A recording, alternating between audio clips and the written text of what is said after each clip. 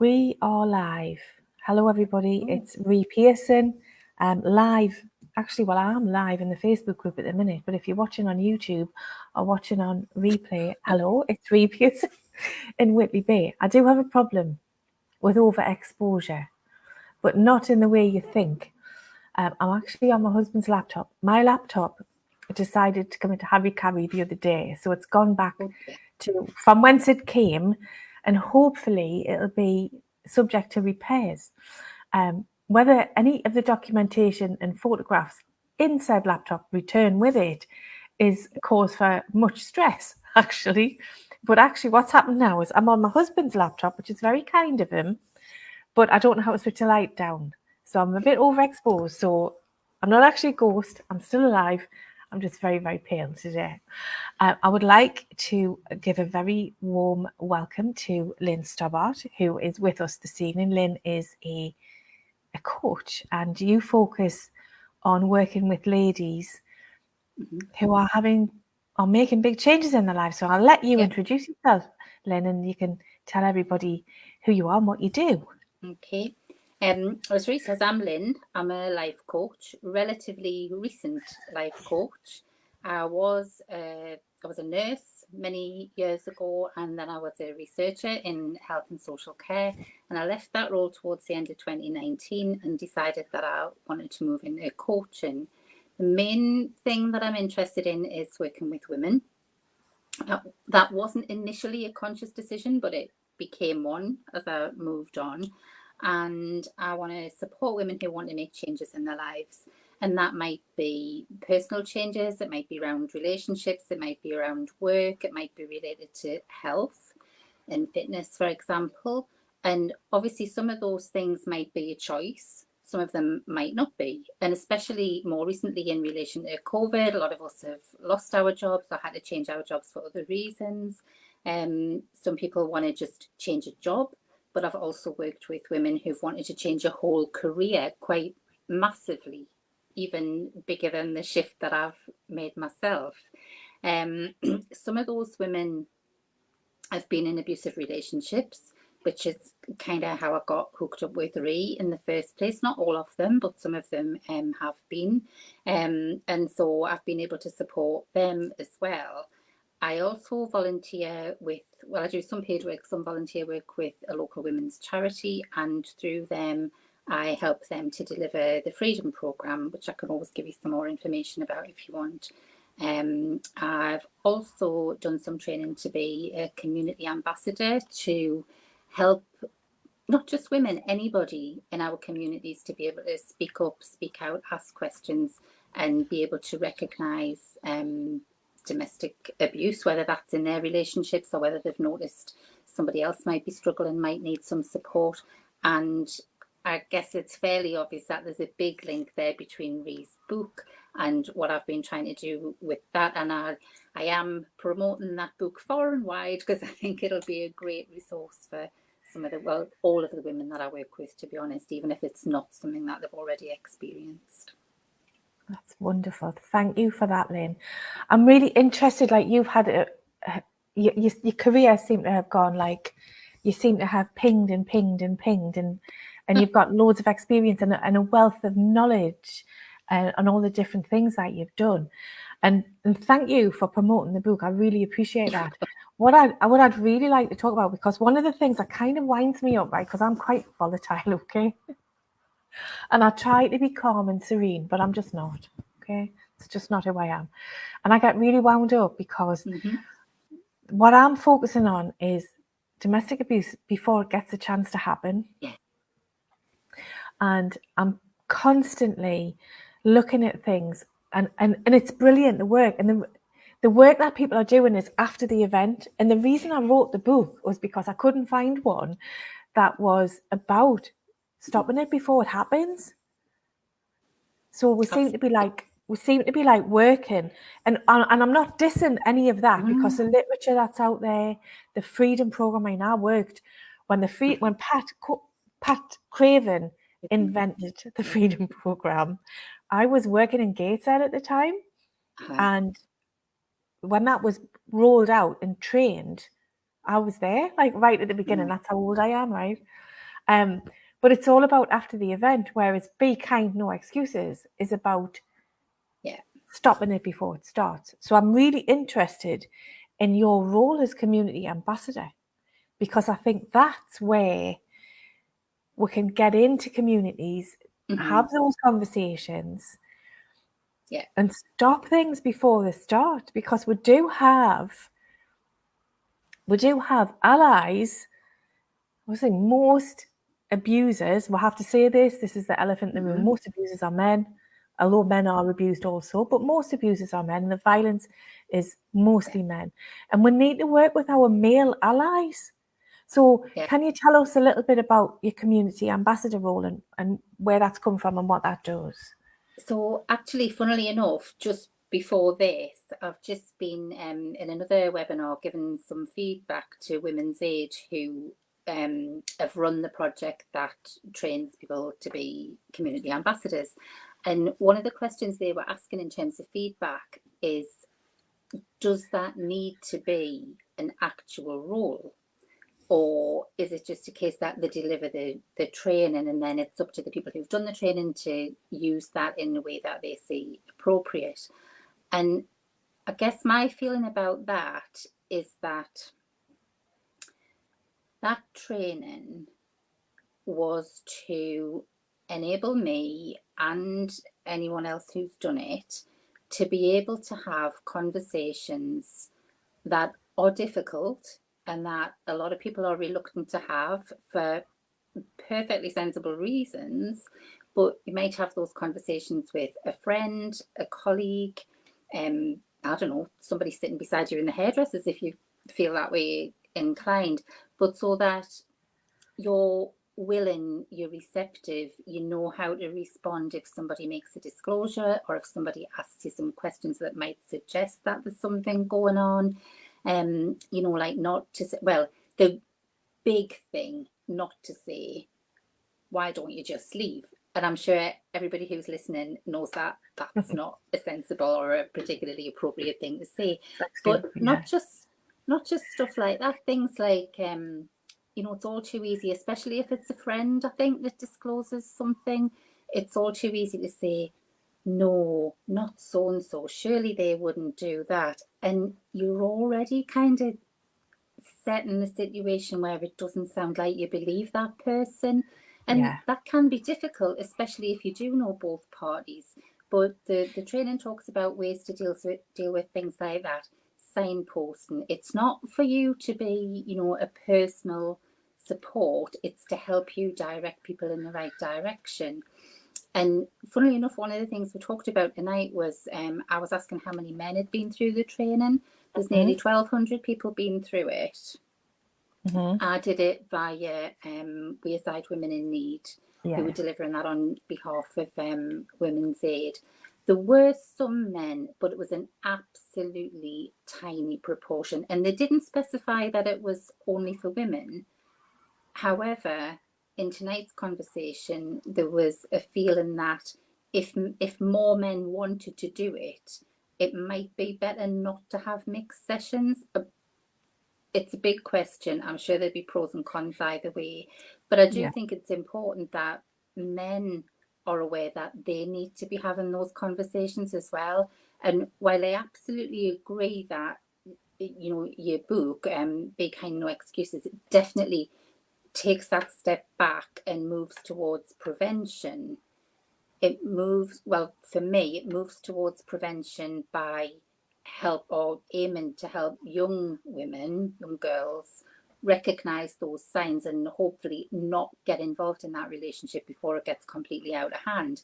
But I'd love to work with you on trying to take that back a step further and actually stop that behaviour in the first place. Oh yeah, absolutely. Obviously, I've got this massive magic wand and I'm just assuming we're all going to be able to do that. But I do really think it's something we should be aiming for. And I know, you know, the little bit of progress in that direction, but I'd really like to see that move forward as well. I would like to see the challenge of doing what you just said. Like, I would like that to happen Yeah. I don't like primary school. But No. the thing is, there's got to be, because people say to me, well, what about, like, why don't you go? Because I suppose my target audience is parents of teenagers, right? So that's my workshops are just about to go live. So I'll be working with parents of teenagers. However, people have said to me, well, people need to know when they're younger than that. They need to know when they're younger than that. However, the only way to access the children is via the parents, Parents, yeah. because you can't access, Mhm. you can't get it. I can't get it into schools, but not that schools don't want it, but they just can't fit it in, or they don't have funding, and they don't have. The Yeah. teachers need to be trained to deliver, Yeah. and the teachers need to read the book. Oh, But really, it's the parents, and the parents who engage are ones that are already on our side, if you like. it's So difficult, isn't it? You do get into a you've, situation where you're preaching to the converted. yeah, so you've got to Yeah. have a line. You've got to have a line somewhere in your business where you go, well, this is my Mm. audience. This is my target audience, and these people are not. But it's really difficult because the subject is so emotive and it's just so huge. But we've got to think of some way of getting into everybody, because I don't know if you remember back in the day, in Gateshead, the Safer Families project. Yeah. Yeah. Yeah, and I was actually part of that, and I worked on the perpetrator side of the program. Mhm. And it was a long program, and these guys had to come and do it. Otherwise, they would either go to jail or never see Yeah. their children again. I think it was like they were stuck between a rock and a hard place, really. And some of them came on the program and they did engage. They did take on board. I mean, some of Yeah. them just didn't, because it was like they were Yeah. too far gone. But some of them, and a lot of them, more than half, actually did engage and Mhm. truly were horrified when the light bulbs started coming on, when they got to the stage in the program where they started realizing just exactly who they were and what they'd been doing. Yeah. It was like a moment for them of absolute horror. Yeah. I So think. they did. It is possible. I wish we could have Mhm. another Safer Families project. I think you'll remember in the Freedom Programme when we're talking about behaviours of the abuser, we'll say, where do these behaviours come from? Where do the abusers get their beliefs? Where do they get these ideas? So, we'll talk about the parents, the families, the friends, the media, the news, porn obviously is a big issue. Yeah. But we also try and remind people, or make the women understand that we get a lot of our ideas from there as well. Yeah. And so sometimes we don't even realize that sometimes we will go along with it, not intentionally, but just Yeah. because we don't know any different. I've And just so had a maybe, conversation with somebody yeah, today about that. and I've done it, there's things that I've just thought, oh, well, that's just the way it is. But actually, when you start to unpick it, it doesn't need to be like that. But if it takes a program like Freedom to help women understand that, Yeah. probably needs something like that to help men. And I'm not saying everybody's oblivious and nobody knows what they're doing and nobody's got an agenda or nobody does it deliberately. Obviously, some people do, and as you've just said, probably, unfortunately, always will. But there are some people in between who can understand what's going on, can make those changes, and if we can find a way to help them do that, so much the better. So a freedom program for men. There is one, for perpetrators, Yeah, but we need it and for men who aren't abusive. yeah, We need that as you awareness for say, men, a and step like back. an ability to give them the language and the skills to challenge Hmm. men who are abusive, because that's their gang. Have you seen Some, the latest campaign that's, I think it's come out of London, or I can't remember what you call it,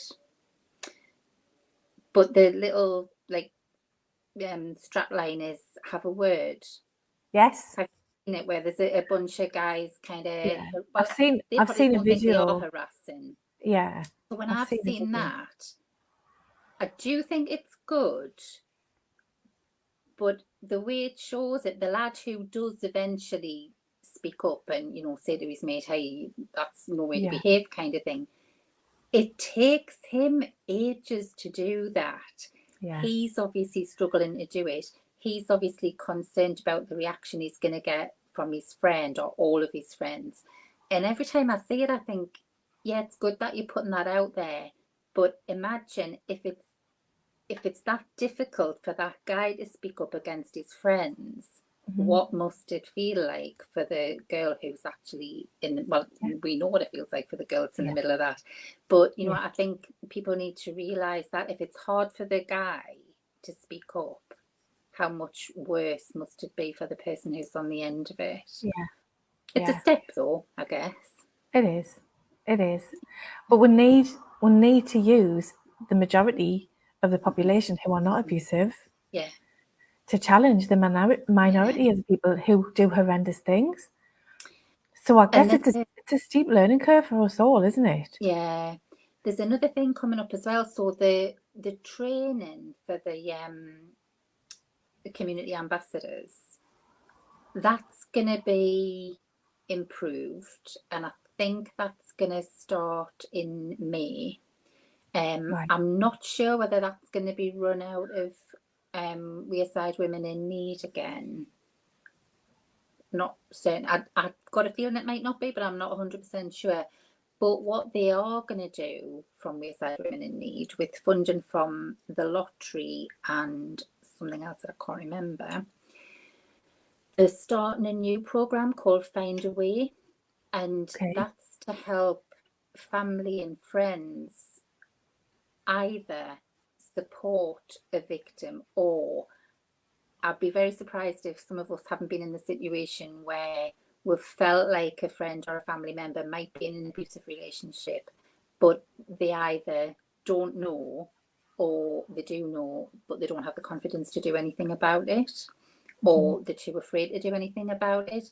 Family members or their friends want to do something, don't know what to do without potentially making matters worse or alienating themselves from that person.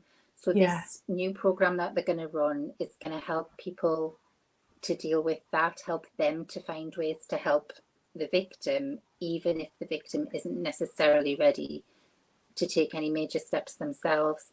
And also, you mentioned earlier there about bystanders. I mean, I think like I would be a bit scared if I saw something going on in the street or next door or whatever. Even now, I wouldn't be necessarily quite sure what to do. It would depend on the circumstances, but there would be some situations where I think, apart from ringing 999, obviously, if it was that bad, what can you do? Because obviously, you don't want to put yourself at risk either. So that might be something that would cover as well. And it is important that I think we all want to help and support people, but you don't want to get yourself into a really difficult situation at the same time. No, and the problem is if you're in the street and you see somebody being abused, if you challenge that, because the woman has to defend herself, she'll turn on you because she knows that she's going to get clattered anyway. Yeah. And people don't understand that. They don't understand that when that victim retaliates in that way, that's actually a self-defense mechanism. So it is a really hard one. I know. And I think the other really useful thing, some people have probably heard about Jessica Taylor's victim focus and trauma-informed support. I've just been doing some reading around that, and now already I'm starting to think, all right, okay, like some things that before I might have thought, wow, that's a really weird way to react to X, Y, and Z. It's not weird when you've been in a particular situation. So I think that's a really helpful resource as well, whether you actually want to go down the route of getting a qualification along those lines, or whether you just want to read about it, find out some more, learn more about it, it seems really useful. That's brilliant. Thank you. So can anybody be a community ambassador, or is it just up here in the northeast for everybody who's watching? It was across the country. So it's across the UK. I think they trained about 1,200 so far, and some of the women who were in that group tonight was somebody from Coventry, there was somebody from London. Is it on Zoom? When I did it, it was, I think it might have started off face to face, because I thought it was relatively new, but apparently it's been running for 5 years, hence it's just come to the end of its funding, and that's why they're revamping it a bit. But the bit that was run out of Wearside Women in Need, I thought it must just be Durham and Wearside, but it wasn't. It was across the whole of the Northumberland Forth area. Oh, okay. Okay. So yeah. So where will, if anybody's interested in doing that, where will that?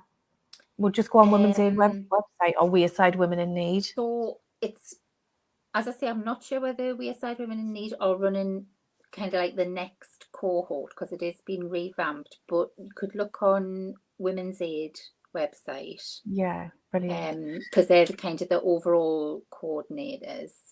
And actually, if you just, I'll put a link in the group. That would be brilliant.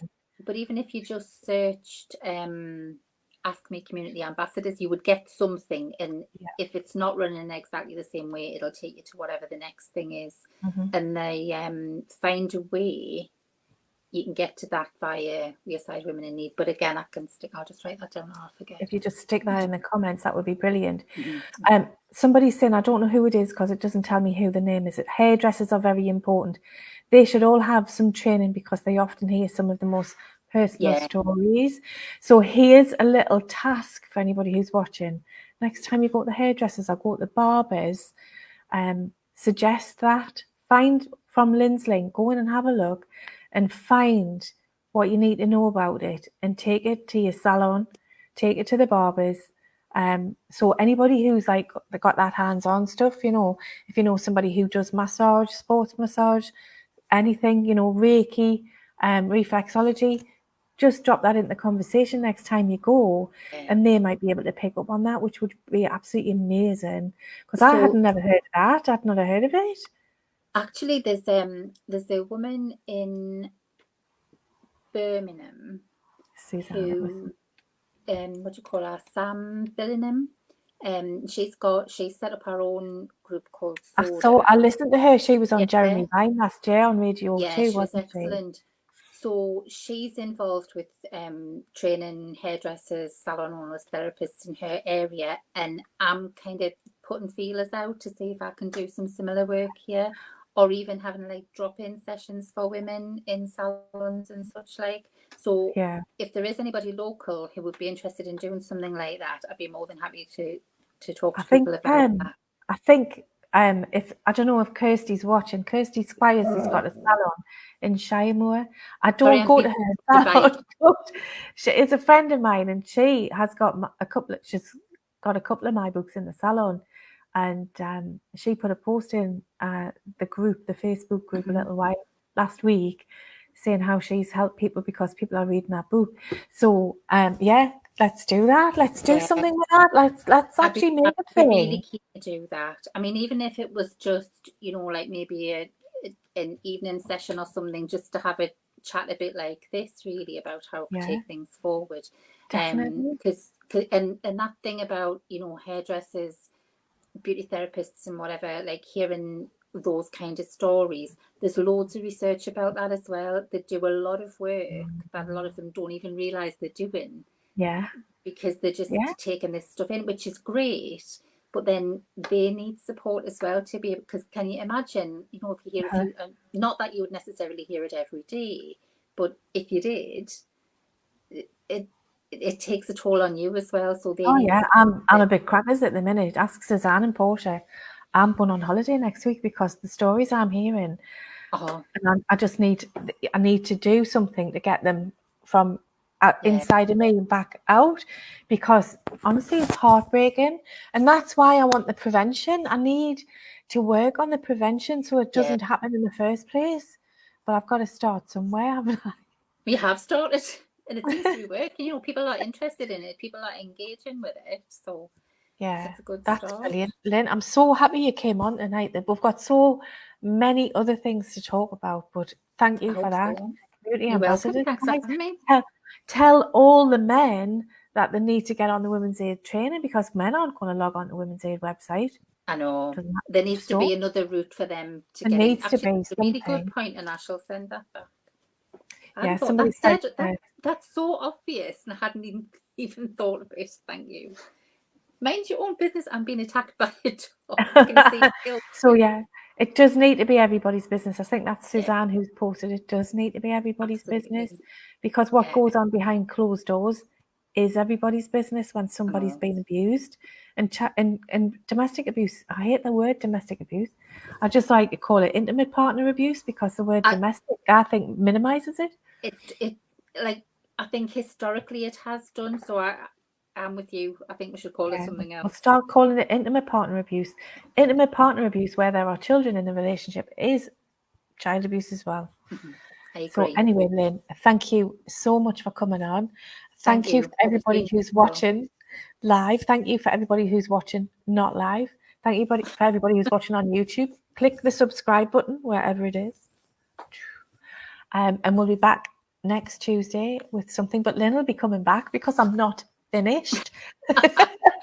And hopefully I'll have my laptop back, and things will not be so overexposed, as it were. Thank you so much, Lynn.